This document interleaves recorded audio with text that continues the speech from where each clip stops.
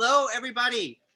Oh, I should probably change my name so people aren't like, that's not the same. Yeah, so we are live. I want to say hello to everybody as they are entering the Zoom. It's good to see everybody.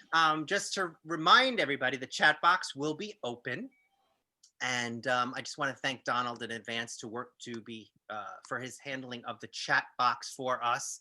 And as you guys are entering, if you don't mind just sending us a little hello in the chat box and tell us where you are zooming in from. It's great to see everybody. And I'm just so thrilled that you guys can join us on this Sunday afternoon at 4 here, at least on the East Coast, to talk about our favorite topic, which is miniatures. And yes, thank you guys for checking in. Beth and hi May and Judy. Duluth, We've got Canada. It's always great to see Canada. Duluth, Karen, great to see you guys. Louisville, more Canadians. We love the Canadians. Oh my God, I want to move there so badly. Hi Meg.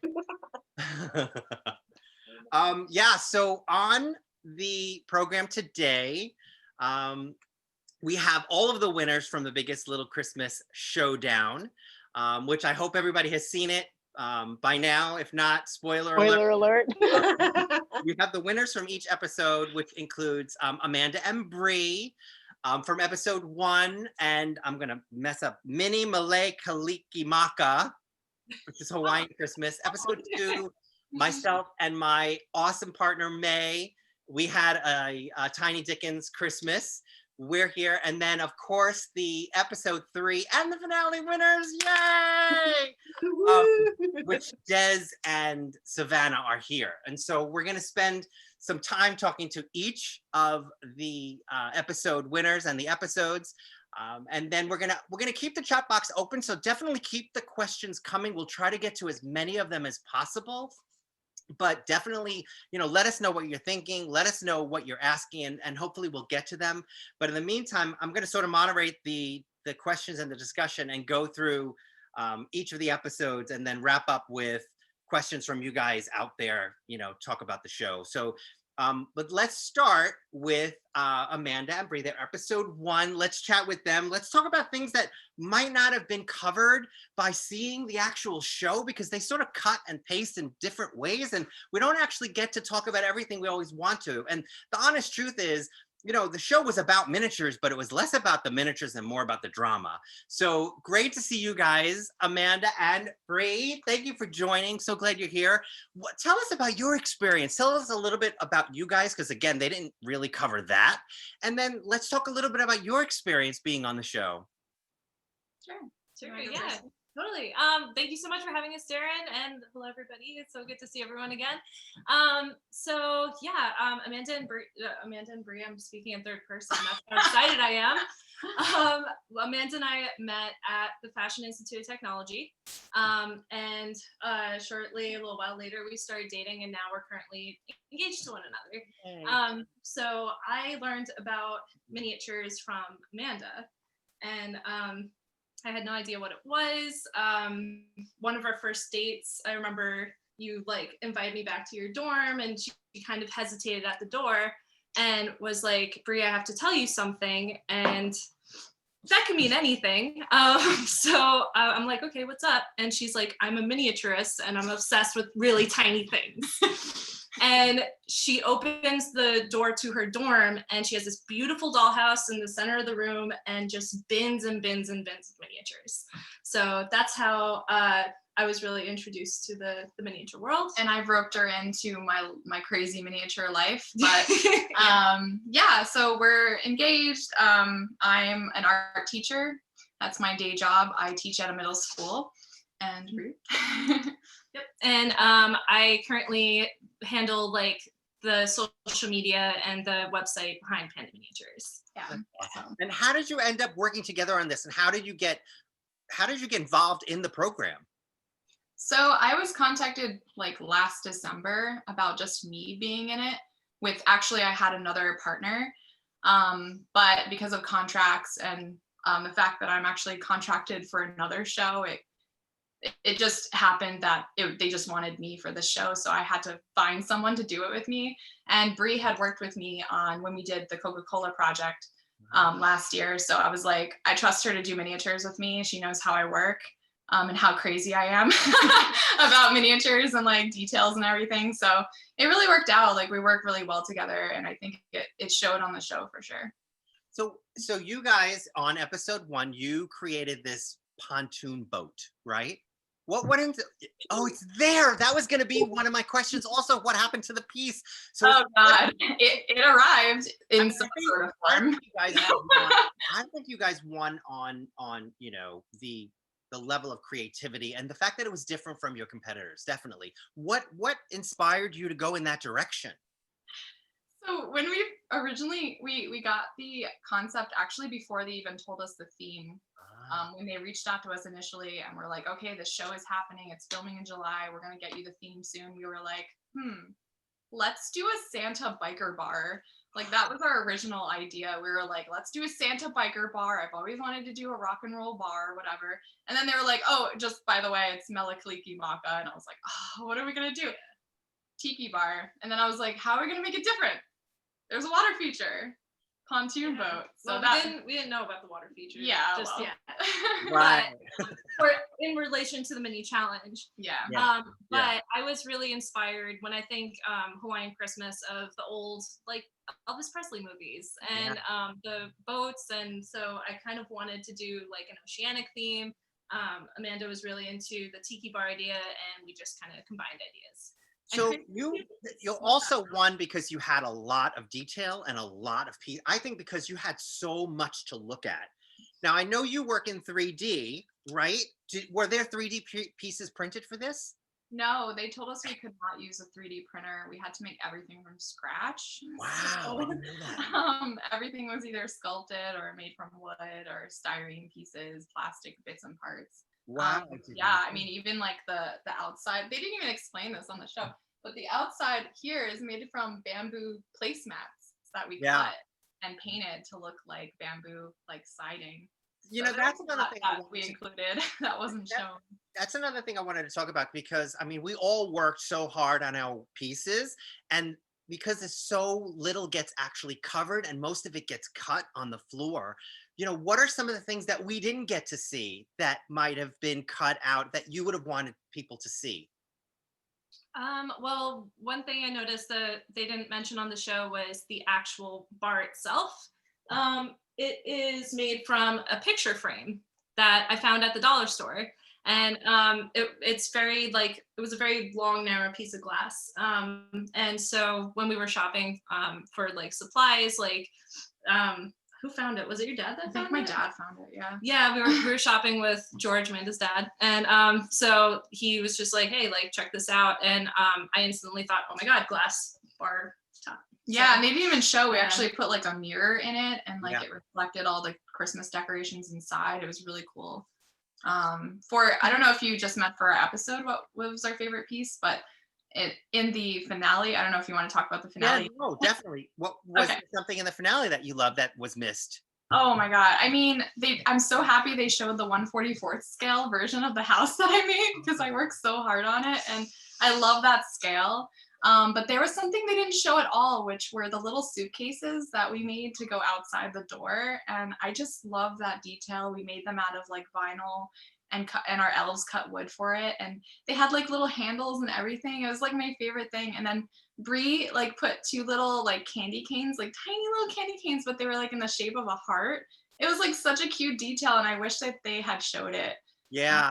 You know, I remember the judges actually talking about those suitcases, and They they did. didn't print it, and I remember them. Yes, yes. And they also didn't talk about your snow woman.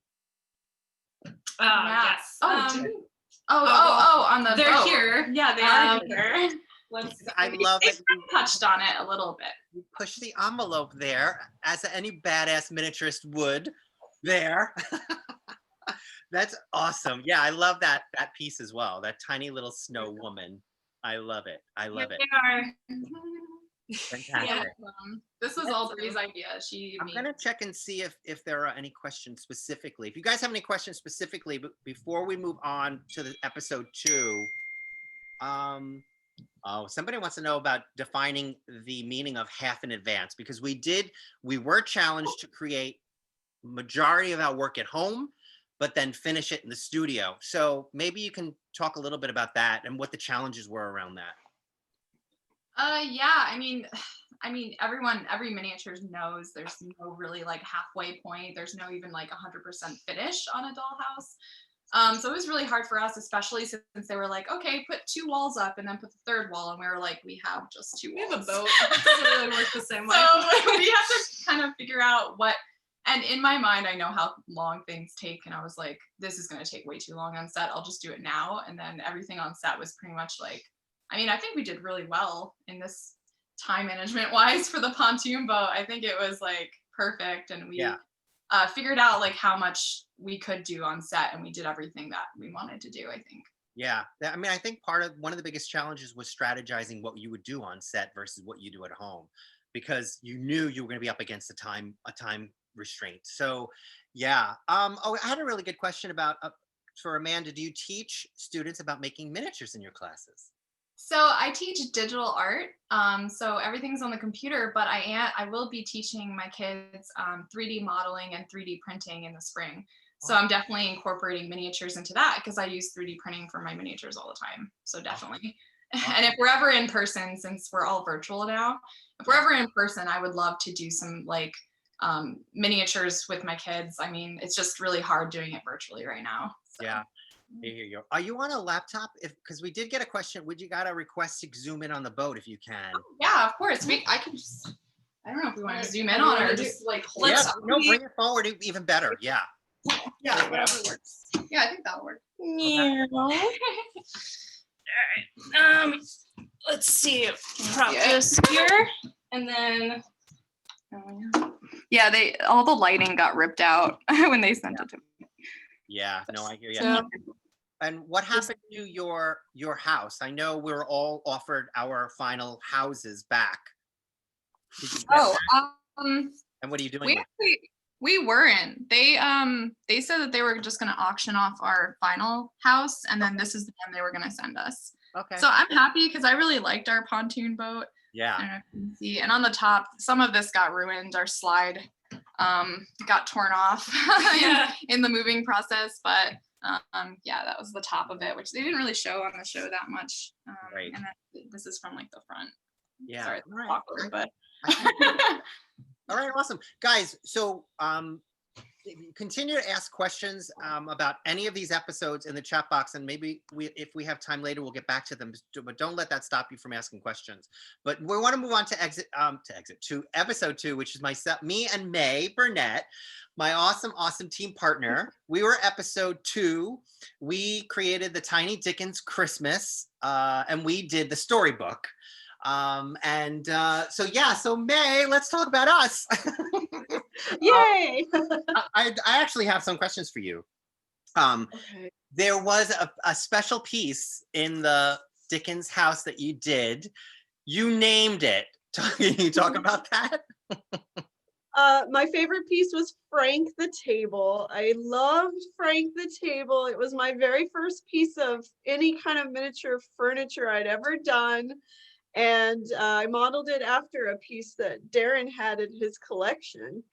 And I was so proud that I named it Frank the Table, and I miss it desperately. So I'm sorry, but I hope, yes. I didn't even get a chance to just talk a little bit about who you are. Oh, okay. Hi, I'm May. I'm an artist. I'm also an art teacher in elementary school here in White Plains, and I've always dabbled in miniatures, and some people out there might remember that I made fairy catching kits and minis for the Steampunk World's Fair, and and then I met Darren, and I've done some workshops when he had a shop. And now I did most recently the Quarantini Gallery, which was on the Aqueduct Walkway here in Westchester. And some pieces are in my little gallery now. And my cat has come to visit. Oh, hi, cat. And but right now, because I'm teaching I get half a class in the art room and the other half online at the same time. I'm hugely been preoccupied just coming up with lesson plans and posting online and all that stuff. So I haven't had a chance lately to really dive back into miniatures. I get this question a lot. What was our secret weapon? And I tell people May was my secret weapon because Thank you. your range was of abilities and making a miniature was like, just blew my mind. And I tell people the story about the portraits a lot. Yeah. We were planning to put portraits in our structure. We were planning to do printouts. But sort of literally at the last minute, maybe a week before, we found out from the producers that we were not allowed to use printouts Yeah. because of Never copyright occurred to us. issues and things like that. So we're like, oh my God. And so May was like, well, let me see if I could paint them. And I'm like, my gosh, it was the best choice ever because her painting was just whoosh, just blew me away. It's Thanks. just amazing. Yeah, I'm not a painter. I'm more of a sculptor. And I just did it. I was like, let me just, it'll be dark. It'll be in the back. No one will notice. And then it was like, oh my God, I did it. I was texting you, look at it now. It was a huge surprise. Yeah. Somebody wants to know what we did with our Dickens book. It actually is getting donated to a children's charity from HGTV. And so we're excited that that's going to a new home, which is nice. But I'm sad I'm going to be missing the little desk, which didn't get a lot of coverage. But I made a little Charles Dickens desk, and I think I worked 3 days on it. It did not get anything. It had dovetail drawers, and so I'm going to miss that. But I'm happy that the book is going someplace great. I don't know. And Darren, our finale house, they let us have our finale house. And I had it shipped to the camp where I work, Long Lake Camp for the Arts for the summer, where we're going to start a miniature program in the Fine Arts building. And we're going to rip out the inside of that house. And we're going to turn it into a 1/12 scale gallery. Because for the last couple of summers, the kids who make miniatures use my gallery. We hang that on the wall. And now we will have our own 1/12 scale house gallery. But I can't wait to rip out that idea. those stairs. That it's getting repurposed for that, for a great cause. I did get a question about stress levels, and this actually could be a good question for all of us. What was the most stressful part? I think like during our episode, when the mechanical feature on our fireplace wasn't working, I was stressed out and I couldn't put my hair up because they're like, you can't change your hair. And then they put a camera 2 feet from my face and I was working there it was just all over an hour. It was like close to a couple of hours with a cameraman like this. And it's like, oh my God, just stop. And it just made it worse. It was horrible. That was the worst part. Yeah. You guys, Amanda, Bree? Our leak in our episode was the most stressful, and they really downplayed it on the show a lot. Like it was happening during judging, of course. And it almost like went on like the electrical. We had to like stop judging and have them come mop it up. It was like the most stressful, most embarrassing thing. And I figured it out like to like lift the thing a little bit so the water would flow down. Like we figured it out, but it was honestly, we spent like an hour on just trying to figure out the leak situation. Yeah, June compared it to the Titanic, which we were like, I was like, it's done. We're over. This is the best we got. It's it. That's it. But yeah, we had fun like overall. Yeah. We did. But yeah, the leak was definitely 100 times worse than they show on TV. Yeah. Well, so let's meet our episode 3 folks, Savannah and Des. Hi guys. I know you're in motion right now. So Savannah, why don't you just introduce yourself? And then Des, when she's sitting. That's good. Yeah, sorry, they're like grinding beans. It's really loud. So you guys were episode 3 and obviously the finale winners. Congratulations. Your houses were similar in both episodes. They were sort of a mid-century modern touch. First of all, and I think one of the most interesting things about you guys is that you're not traditionally, your day job is not miniatures or anything like that, really. So tell us a little about what it is you do with your day job. But what's interesting is how does that relate to your ability to create miniatures, if any? Yeah, I mean, I can start. We both work in the tech space, so I'm a mobile designer, so I design phone apps, and Savannah's the developer, so I design it, and then I say, hey, Savannah, make this happen, and then she builds it. Oh, wow. So it's kind of our general like working relationship. But my background is in industrial design, architecture, and interior design. So all of those really just line up perfectly for miniatures. Like I'm just building models, how I work for architecture and stuff like that. Yeah. And then Savannah brings in this really like artistic side. Oh, I'm in South Louisiana, so I apologize for the monster trucks that are driving by right now. No worries. Anyway, so yeah, so Savannah does all the technical side stuff. She also does like pottery and very artistic side. So I'm very like cut and dry, super like engineering, like this beam needs to be here and stuff like that. And Savannah brings in this more like artistic side. And then in our work environments, it's the opposite. Mm-hmm. So we kind of have an understanding for where the other person is coming from. Yeah. And I'll let Savannah talk more about her specific. Yeah, well, you guys definitely can tell you guys worked really, really well together, and now it's coming. Now hearing this it's becoming more evident as to why now in your work capacity you work similarly. You take a project, you work on projects, so you have this project, and boom, you got to make it happen. So Savannah, but I know you have a huge like arts and crafts interest, and you do all this stuff. So let's talk about that. Yeah.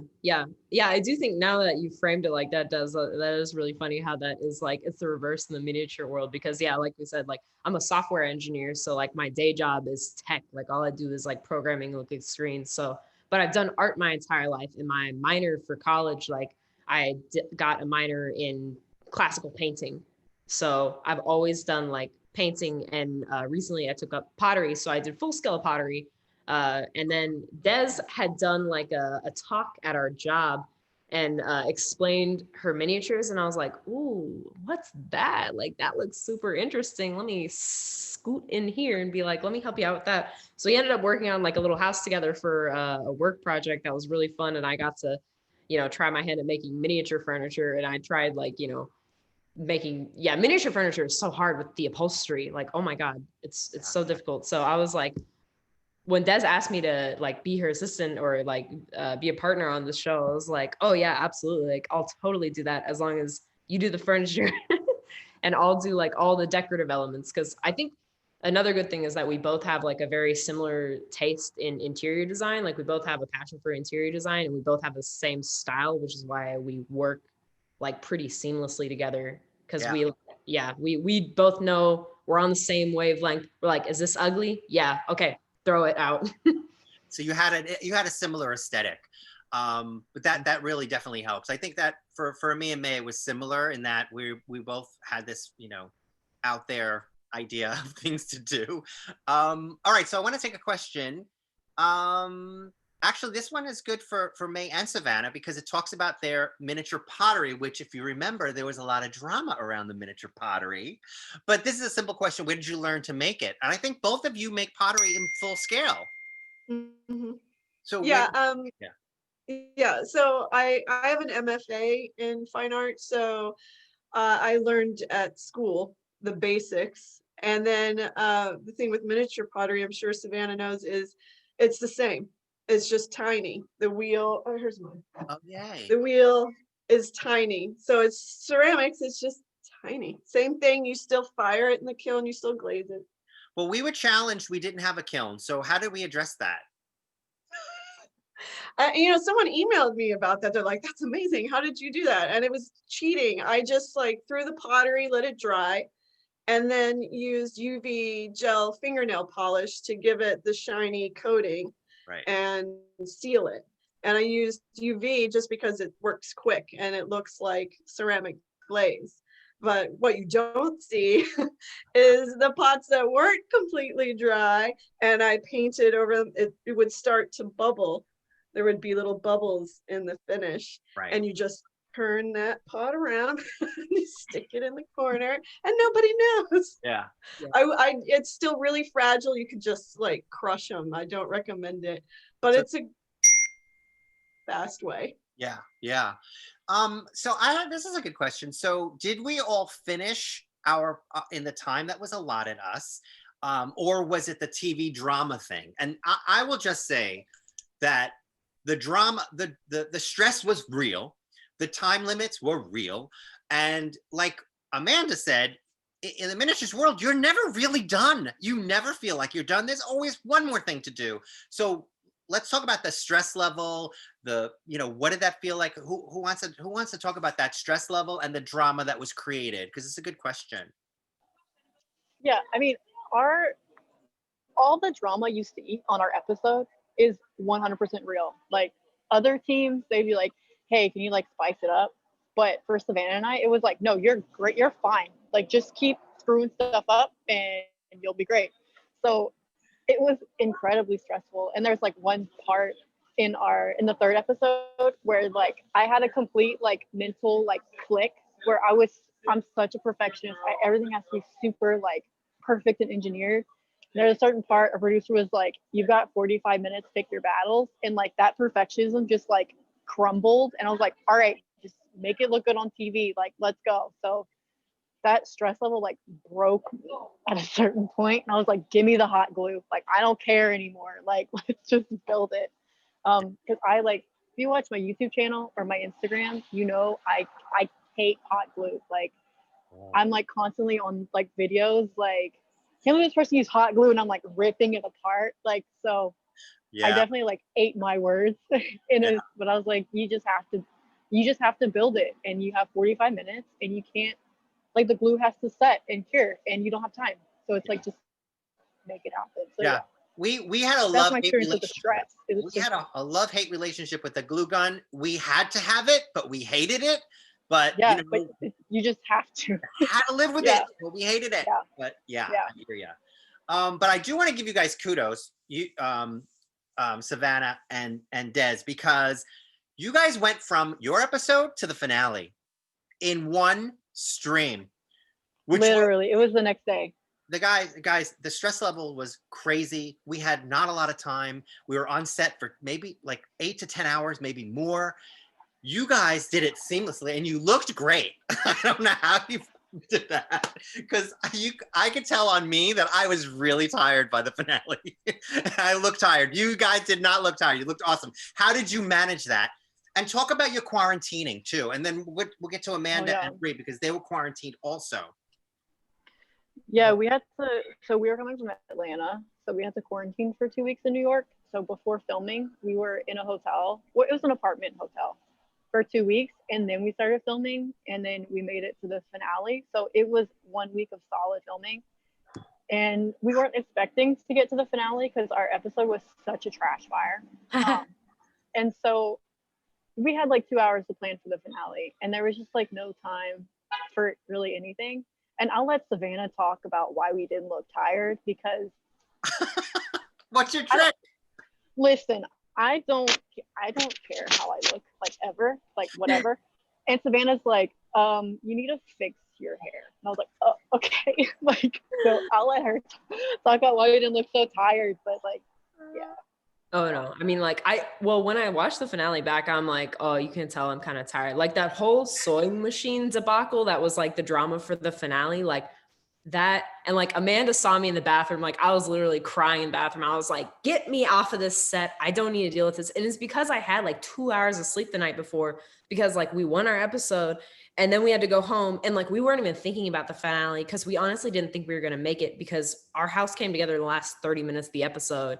And then they're like, you won. And we were like, that's why when we win, I'm like, I'm so shocked. I'm like, wow, we did it. Oh my God. So we weren't even thinking about the finale because it wasn't a realistic possibility. And then like we go home at like 10, 11 o'clock at night. And then we're like, okay, we need a whole concept for this finale right now. Like, let's think it up. And then we get 3 hours of sleep. And then we woke up and our quarantine routine is go get like the strongest iced coffee possible and then like hype ourselves up at the only park in New York and then go to the set. We're like, we need some greenery, we need some coffee. So yeah, so that whole situation with the sewing machine, like I just had a total mental breakdown because I hadn't eaten anything. I didn't have any sleep. I was so exhausted, but I did have a lot of eyeliner on, so I looked okay. So You guys looked awesome.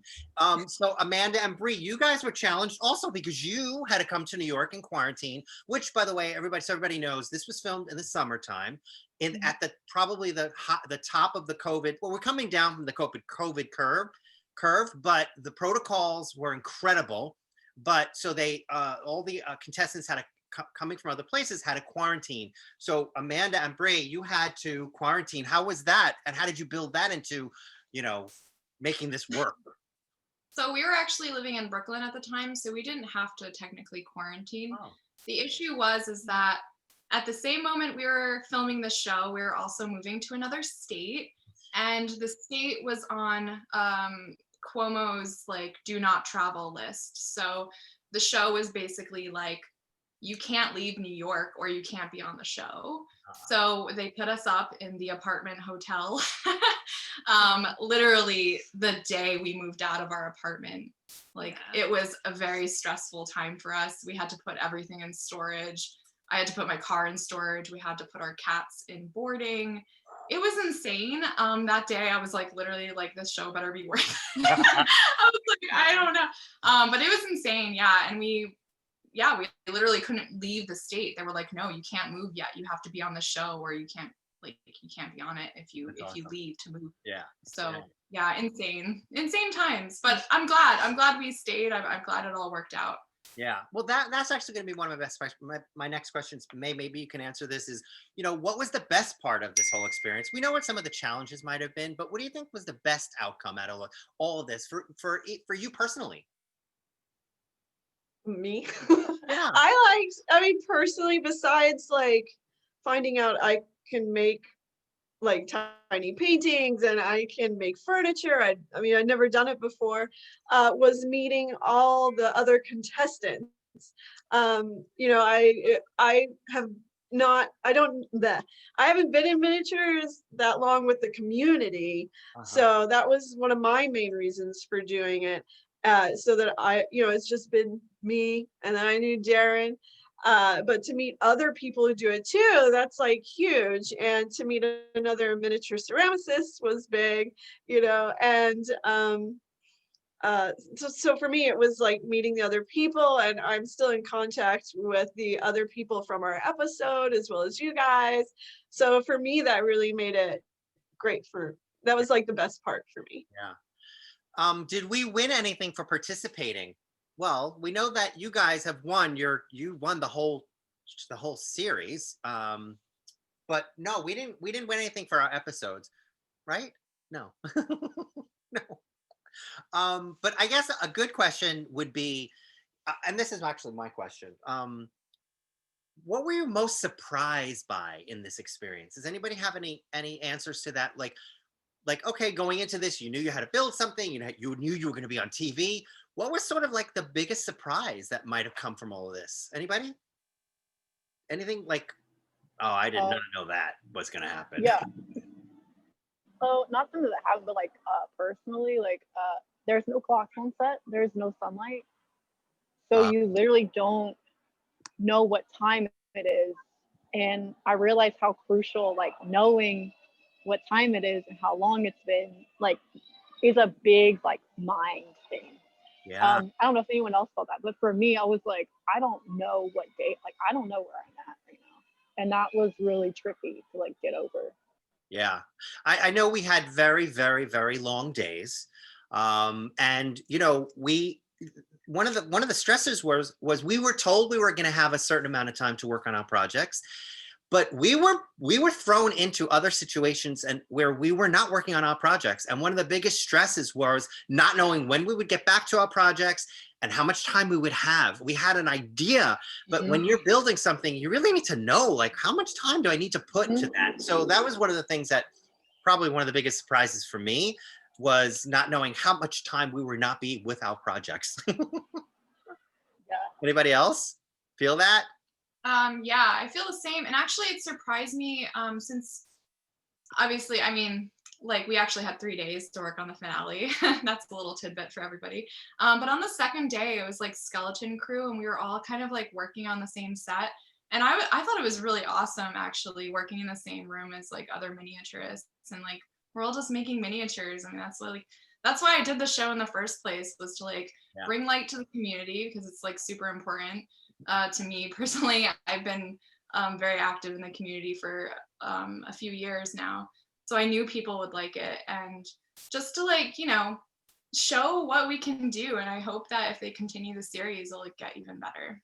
Yeah, no, I hear you. I agree. I mean, that's my reason. I mean, this is what I do for a living. I mean, so the fact that you know, we have a commercial, you know, a commercial, you know, place for miniatures to be seen, doesn't, and to actually be on it, I would have been thrilled just to promote the show, just to get picked to be on the show was whoa. And that's actually one of the questions that a lot of folks want to know is what was the selection process? I mean, I'm not quite sure, but I think it has something to do with being able to make miniatures, but I don't know. What do you guys think?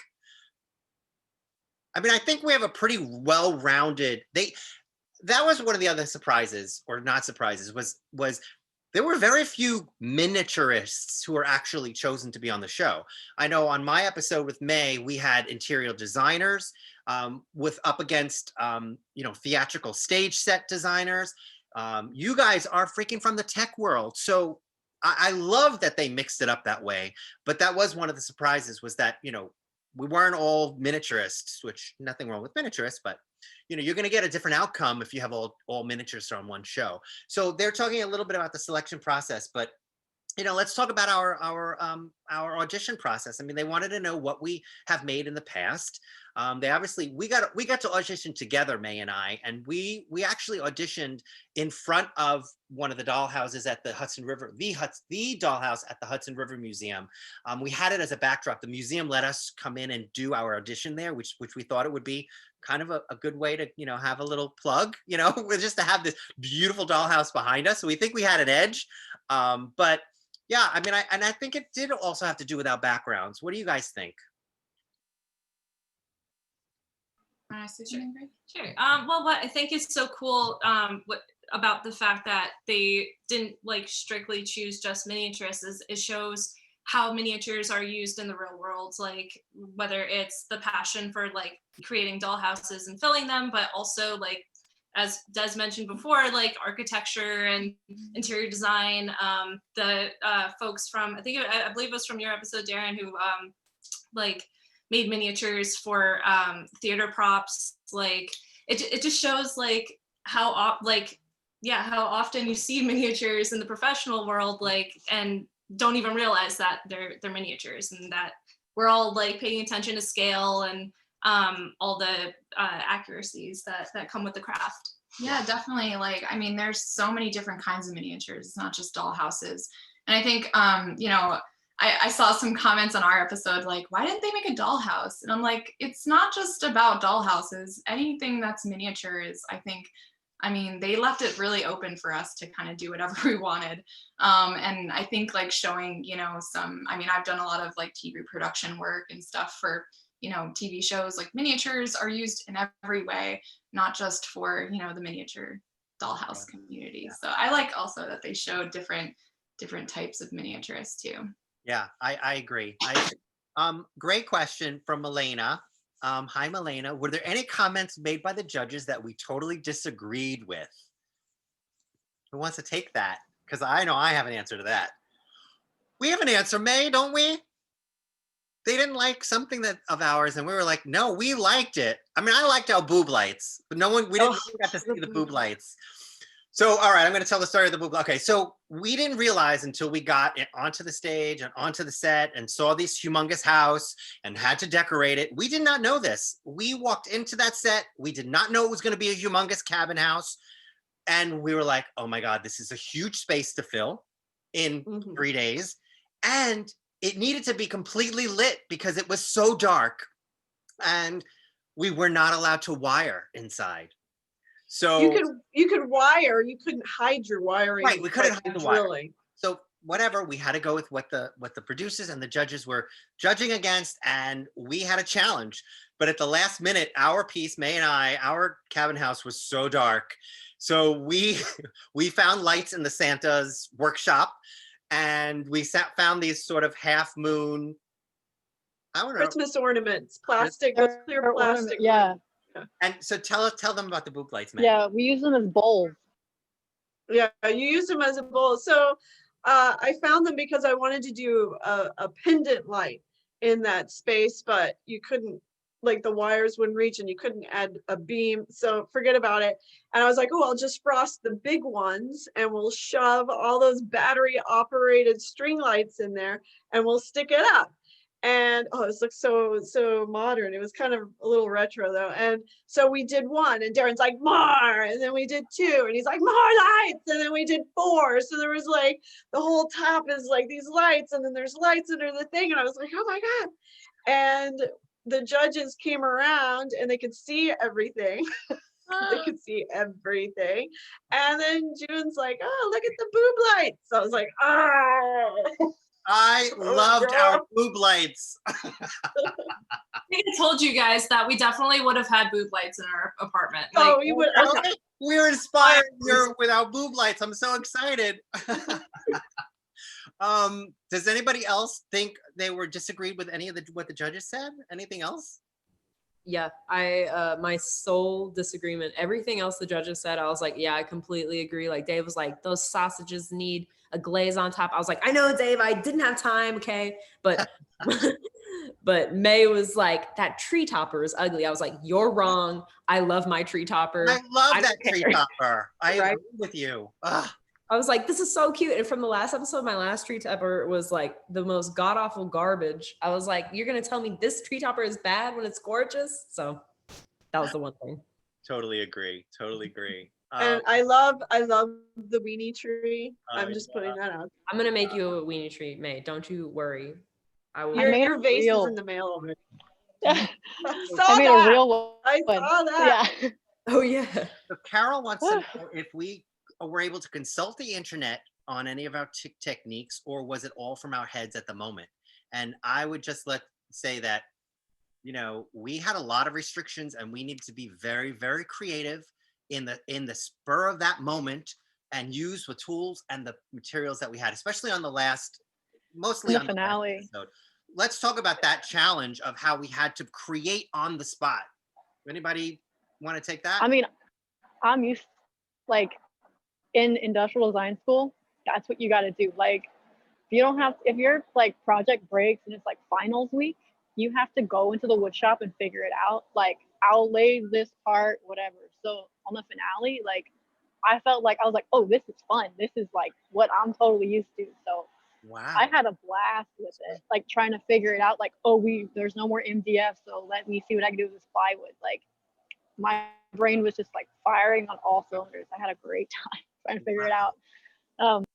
Yeah, it's really now you're bringing it to light now why you guys really pulled through. All these skills that you don't always have as an artist or a miniaturist, or, you know, when you have the luxury of time and you're in the creative space. You guys were in like job space, like very cool. Yeah, we were like, just get it done. Like, Yeah. and then once you realize that you're just doing it for a camera, and it's like no one's actually picking it up and touching it. Like, it's literally just to look good. And I was like, okay, yeah, I can make this not structurally sound, but looks good on camera. Like, let's go. So that's a big, like, different way of thinking.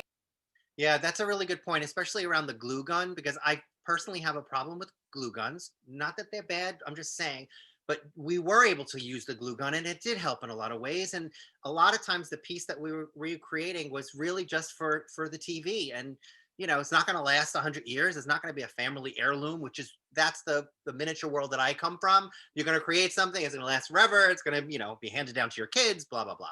But, you know, and it was a challenge. It was a challenge because then you had those little hairs and those glue streaks that the judges were finding. And then you were like, ugh.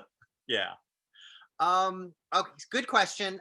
This is for Savannah and Des. Was it hard to keep the win from your loved ones, or any of us actually keep the wins from our families and friends? I don't know about you, Savannah, but my family's like real nosy, and they were like, so what happened? I'm like, I literally signed like 4 NDAs, like just go away, just leave me alone. I can't Yeah. talk about this because I'm a horrible liar. Okay, so I was like, I can't, like, y'all gotta leave me alone. Please stop asking me questions. Like, I'm gonna get sued. Like, it was so hard. It was more for me. I was like, I can't tell you. And they're like, okay, you won. And I was like, shh, no. May, how did you manage through that? Well, my dad asked me all the time. He's like, come on, baby, tell me what you want. I was like, I can't tell you. And then he's like, well, if they give you all that money, you got to watch out for the tax man. I was like, Dad, I'm not worried about it. Just, you're going to have to watch. tell your friends just to watch. It's just, I can't say anything. Yeah. This is a good question. It was about our twists and our challenges and how much did we sort of know in advance. We did get some heads up, but for the most part, again, what you saw is what you got. We were in a time crunch and we had to build. Does anybody want to talk about those challenges, those dreaded challenges? I feel like our challenge was the worst thing that you could do in miniature ever. I will never work with water ever again. It was awful. If I had to do that again, I don't know, do something else. Yeah. No. Yeah, no. Yeah, I don't think they actually realize that like the materials to make something like water sound takes 24 hours to cure and they're like, so do it in 3 hours. And you're like, with what? Like, I don't understand. And literally one of the judges was like, doing water in miniature, especially like in TV productions and movies, like you still get leaks. Like water just finds a way.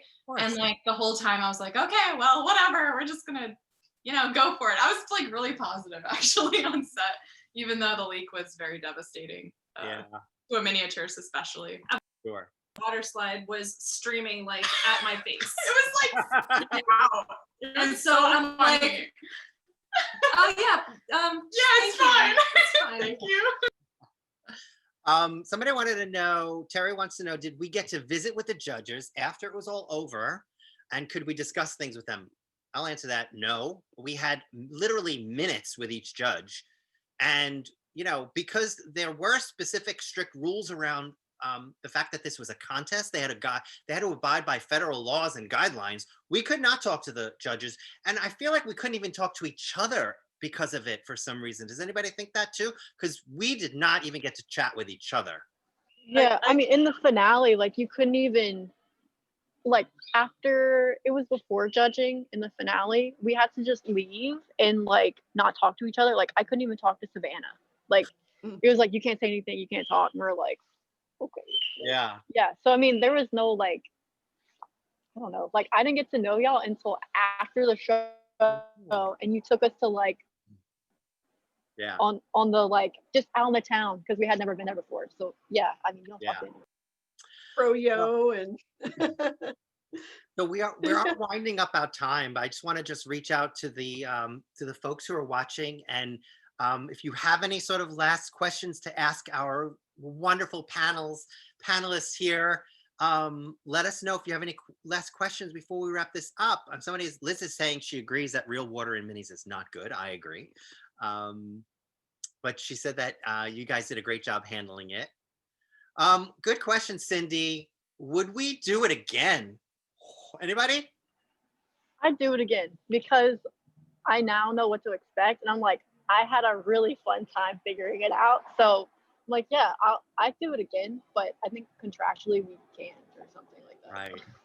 Well, I'm actually in a contract for another show, so I might do it again. I might. It's not even in pre-production yet. I think they were seeing how the show was. It's the same network. It's gonna be a longer form show, I think, not just a couple episodes. That's all I know at this point. That's great information right there. Yeah, I don't know if I don't know. I'm in contract for it. Who knows if it'll actually happen? Right. Wow. May, would you do it again? yes. It was super stressful, and I only slept like 3 hours each night, but it's mostly because I didn't know what to expect and what was going on. Yeah. But now that I've done it once, I really enjoyed meeting the people. And sorry, my dog's under the table. And keeps shaking. And now, meeting the people making this stuff, I would totally do it again. Yeah. And Savannah, I saw you saying yes. Yeah, I do think it's funny because like the first episode that we filmed, it was just so stressful. We were like, just because like we didn't understand, probably you guys felt the same way. Like we were constantly trying to get in the zone and build stuff. And then they'd be like, stop, we need to get a camera over here, like redo that, explain this. And it was just exhausting. But like when we did the finale, we were like, okay, we understand now what this TV process is, like what building miniatures on TV means. And it was so much more fun at that point because we were like, okay, we know now like what needs to be done. We don't have to make all this stuff to utmost perfection. It just needs to be like TV, and like we need to be prepared for people to interrupt us. And then we were like, okay, like let it go, just build what we want to do. And then it was like, wow, this was so much fun to just be able to like spend a whole week doing nothing but miniatures and art and like having fun with everybody. Like it was a really good time. I would definitely do it again. Awesome.